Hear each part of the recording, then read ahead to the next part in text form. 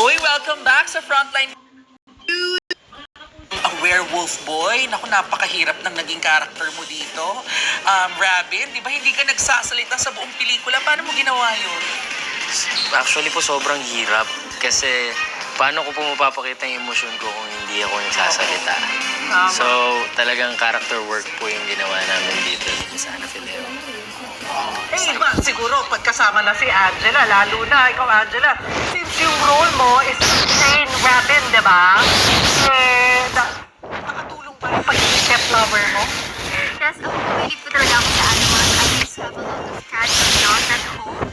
And gusto na din the way I train boys. Pero parang na-channel ko yun while acting with Robin. Kasi ang cute-cute niya, para talaga siyang pet dog. I'm sorry, but yeah, it's true. Naka-help po siya in that way. And magaling po kasi talaga si Robin, so nadadala niya po ako. Pero I must say nakita ko yung teaser sa theater.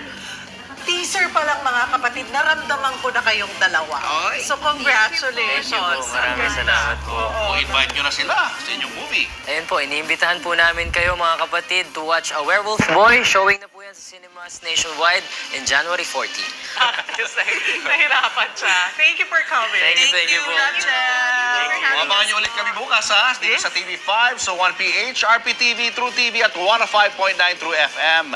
Kami ang inyong kapatid sa balitaan at public service. Walang iwanan sa Frontline Pilipinas.